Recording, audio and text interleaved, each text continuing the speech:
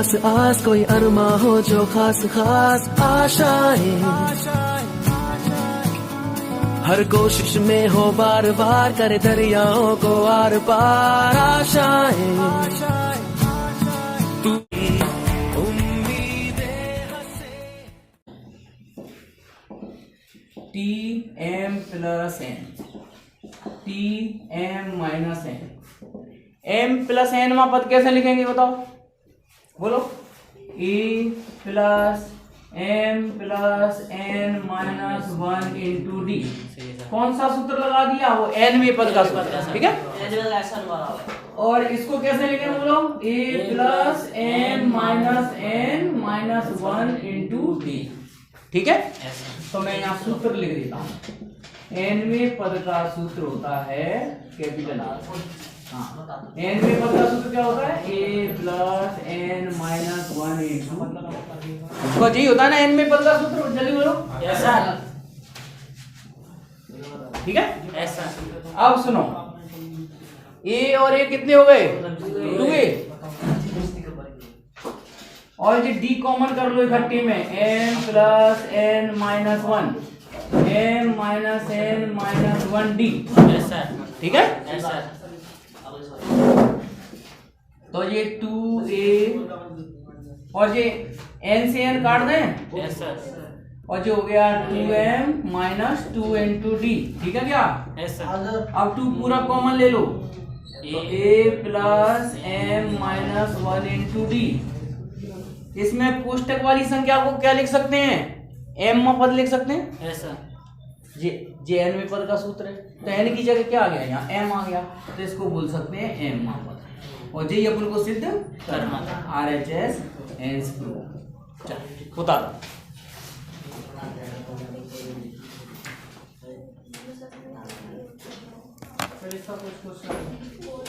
हाँ क्या है, बोलो बोलो बोलो, पूछो। सब बता रहे हैं, समानांतर श्रेणी में अंतर समान है कि नहीं, डी का अंतर चल रहा है, जी प्लस ए प्लस 2d वाली, बस जी मानना है। ए माइनस डी, इनको क्यों माना जाता है कि इनको तीनों का योग करें तो डी कट जाते हैं इनके, और समान अंतर में भाई समान अंतर होना चाहिए, संख्याएं कोई सी भी मानो, तो ये कभी भी 3 संख्याएं माननी हो, त्रिभुज के 3 कोण भी मानने हो तो ये ऐसे ही मानते हैं तीनों कोणों को, ठीक है। इनका योग क्या है, योग 24। अब देखो कटेंगी कैसे, ए माइनस डी, ए और a प्लस डी बराबर 24, d से d कट गया, 3a बराबर 24, a बराबर कितना आ गया, 8 आ गया। घबरा मत, कोई ये सोचे कि हमारे वो 3 संख्याएं वो माने a प्लस डी, उससे भी आएगा, मगर एक बार में d नहीं कटेगा, पर यहाँ तुरंत a का मान आ गया ना। तो गणितज्ञों ने ये 3 संख्याएं ऐसी बनाई है कि योग करें तो डायरेक्ट a का मान निकल के आता है, ठीक है। और इनका गुणनफल कितना दिया है, गुणनफल दिया है 440, है ना। तो यहां लिखो a माइनस डी, a और a प्लस डी 440, ठीक है। तो समझ में आ गया होगा, अगर संख्याएं हम सादा मान लें a प्लस डी 2d, तो उनसे कैलकुलेशन कठिन हो जाती है। तो तुम्हारी कैलकुलेशन को सरल बनाने के लिए 3 संख्याएं जे बनाई है स्पेशल तौर पे समानांतर श्रेणी की, ठीक है। कि योग करें तो डी कट जाती है इनके, ठीक है। अब इसमें a का मान रख दो, 8 माइनस डी, 8 गुणा 8 और 8 प्लस डी बराबर 440। ऐसा करो, 8 से जे काट दो, कितनी बार कट जाएगा, 8 पंजे 40, 8 पंजे 40, क्यों 55 बार। 8 माइनस डी और 8 प्लस डी को 8 का वर्ग माइनस डी का वर्ग लिख दें क्या, ऐसा, ठीक है। तो जे 8 हुआ 64 हो गए, माइनस का डी वर्ग बराबर 55, तो 64 माइनस 55 बराबर डी वर्ग, ऐसा, ठीक है। 64 में से 55 जाएंगे तो कितने बचेंगे, 9, तो डी बराबर आ गया प्लस माइनस 3, ठीक है। कोई दिक्कत नहीं यहाँ तक। तुम्हारा a का मान पता चल गया, d का मान पता चल गया है, संख्याएं लिख सकते हो ऐसा। तो लिखो, अतः समानांतर श्रेणी की 3 संख्याएं। 3 संख्याएं। अब इन 3 संख्याओं में पहले a का मान रखना है 8 और d का मान रखना है प्लस का 3। हाँ सर, प्लस 3 रखना है। ऐसा तो बोलो 8 ऋण 3, हाँ तो कितना 5 आ गया? ऐसा 5, फिर 8, फिर 11 8 अधिक 11 ए सुन लो, a का मान 8, d का मान 3 रखेंगे इन तीनों संख्याओं में तो जो उत्तर मिलेगा, और d की जगह ऋण 3 रखेंगे तो संख्याएं पलट जाएंगी और कुछ नहीं होगा। तो ऐसे भी लिख सकते हैं 11, 8 और 5 पलट के आ जाएंगे। Yes sir. ठीक है। अब जो तुम्हारे सॉल्यूशन क्या है? S3 बराबर S2 माइनस S, और फिर इसमें लिखेंगे दिया गया में। तो इसमें दिया है, अब सुनो ध्यान से, S1 का मतलब n पदों का योग। हाँ सर, तो n पदों का योग क्या होता है? n/2 2a plus n minus 1 into D, समीकरण नंबर 1। ठीक है। तो S1 का मतलब हो गया इस श्रेणी के n पदों का योग, यस सर, और S2 माने 2n पदों का योग, तो 2n/2। बोलो मत कोई भी, 2n माइनस 1 इंटू डी। तो S2 का मतलब 2n, तो n की जगह 2n रख दिया। और S3 का मतलब 3n पदों का योग, 3n/2 2a plus 3n minus 1d, समीकरण नंबर 3। अब लेंगे हम सवाल की RHS। RHS है 3x2 माइनस s। ठीक है। अब पहले समझ लो, बाद में उतार लेना। यहां तक तो समझ में आ ही गया होगा। समानांतर श्रेणी है और उसका S1 का मतलब n पदों का योग, S2 माने 2n पदों का योग, S3 माने 3n पदों का योग है, और सिद्ध करके लाना है S3 equal to 3S2 minus S1। अपने RHS ले ली और उससे जब अपन S3 माने जे बना देंगे। ठीक है। कैसे बनाएंगे वो देखो। 3, हाँ इसका मान रखो। S2 का मान कितना है? 2n/2 2a 2n minus 1 into D. ठीक है। फिर S1 का मान n/2 2a plus n minus 1 into D. ठीक है। अब तुम्हें क्लियर दिख रहा है कि n/2 कॉमन निकल रहा है। देखो n/2 यहाँ है, n/2 यहाँ है, कॉमन निकालना बाहर, तो ये आ जाएगा 3n/2। यहाँ बचा क्या? तो 2 का गुणा करता है डायरेक्ट, ये आ जाएगा 2 दूनी 4, 4n माइनस 2 और minus 2a minus n minus 1 into 2 का गुणा केवल यहां से लेके यहां तक कोष्टक की संख्या में होगा, क्योंकि जिस संख्या में तो n/2 था खाली, तो ये तो डी रह जाएगा सीधा सीधा। ठीक है। अब डी कॉमन कर लो इकट्ठे, 3n/2, 4a में से 2a घटा दो पहले तो 2a, और ये 4n माइनस 2 और माइनस का n प्लस का 1d। देखो 4n माइनस 2, आगे माइनस लगा है डी के, तो ये माइनस का n हो जाएगा और ऋण और ऋण 1 क्या हो जाएगा? धन आ जाएगा। Yes sir. अब बताओ ये बचा कितना? बोलो। 3n/2 2a, हाँ बोलो 3n माइनस RHS आ गई क्या? LHS आ गई क्या? आ गई LHS।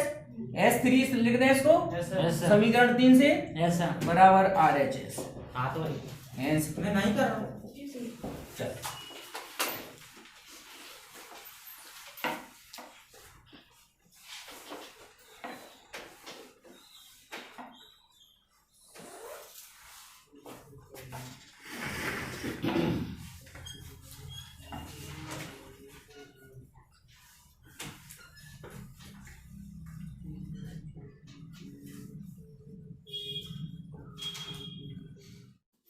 400 के मध्य, मध्य माने बीच में है ना, मध्य की संख्याएं जो 7 से विभाजित हो, इनका योग करना। तो सवाल तो बहुत बढ़िया है अंकित। पहली संख्या क्या आएगी? 210 में नहीं जाएगा 7 का भाग। कितने का भाग? 200 में 7 का भाग लगाओ। 7 दूनी 14, 6 बचे, 7 गुआटू 56, कितनी बचे? 4। 2 से 4 आएगी पहली संख्या, 4 और 3 2 मतलब 203 पहली संख्या। भाई सुनो, अगर ये 2 से 3 होते तो 4 की जगह 7 बचती। हाँ सर, तो भाग चला जाता। भाई ये 200 में 7 का भाग दे रहे हैं, शेषफल कितना बच रहा है? 4। और 4 की जगह शेषफल 7 बचता तो इसका मतलब 7 का भाग चला जाता उसमें। तो पहली संख्या 2 से 3 आएगी, भाग देकर देख। तो 7 में से 4 या 3 बजे प्लस कर देंगे 203 बस। क्यों ऐसा है? ठीक है क्या? ऐसे पता लगाया जाता है पहली संख्या का। आगे समझ में? ऐसा है। अगली संख्या तो 210 आएगी, 217, आखिरी कितनी आएगी जी बताओ? 400 में भाग दे देंगे 50। यस, 400 में 7 का भाग दो तो 7 पंजे 35 की 5 और 5 बचे, 7 7 49 है ना, 1 बचा। तो इसका मतलब है 1 घटा दो, 399। 399 आखिरी संख्या है। तो ये समानांतर श्रेणी बन गई कुल मिला के। आगे समझ में? शुरू की संख्या निकालना, आखिरी संख्या निकालना। अब तुम्हें पता लगाना है ये कुल संख्याएं कितनी है। देखो दर ये क्यों 2 से 3, 2 से 10, 2 से 17, 399, 7 का भाग देंगे फिर देख लो ये कितना जाएगा। 7 पंजे 35, 4 49, 7 7 49, पूरा भाग जा रहा है। ऐसा है। तो शुरू की और आखिरी की संख्याएं ऐसे निकालते हैं। फिर दूसरा आता है कि ये कुल संख्याएं कितनी है। हाँ सर। ये पता लगाने के लिए अंतिम पद का सूत्र लगा दो। L बराबर सत्येंद्र में तो सर बिल्कुल ऐसा ही था। L बराबर A plus n-1 into D. अंतिम पद कितना है? 399। प्रथम पद कितना है? 203। पदों की संख्या ज्ञात करना है अपन को। 7 399, 203, 7 का गुणा कर दो, 7n-7। 399, 2 से 3 में से 7 घटाओ, 3 गए 4 और हटा दो, 196। 196 घटाओ अंकित, कितना बच रहा है 399 में से? 9 में से 6 गया 3, 9 में से 9 गया 0, 2 में से 1 गए 203। 2 से 3 में 7 का भाग दे दो तो कितना जा रहा है? 7 दूनी 14, 7 नाम 63। 29 पद आए हैं, अभी योग नहीं आया है। अभी अपन ने पदों की संख्या निकाल ली कि 2 से 3 से लेके 399 तक 2 से 3 पद होंगे। अब 2 से 3 29 पद होंगे। 29 पदों का योग क्या था? अब लिखेंगे 29 पदों का एस एन का सूत्र लगा दो, n/2 प्लस जी लगाओ। अंतिम पद पता है ना आपको? जब अंतिम पद पता हो तो ये वाला सूत्र लगा दो। अब रखो एस एन की जगह 29 तो 29/2। प्रथम पद कितना है? 203। अंतिम पद कितना है? 399। तो 29/2, 2 से 3 और 399 कितने हो गए? 9 3 12 की 2 जसला की 1 10, 10 की 0 जसला की 1 3 2 5 602। 2 से ये काट दो, 2 3 6 301। 301 और 29 का गुणा करो, उत्तर आ जाएगा, निकालो।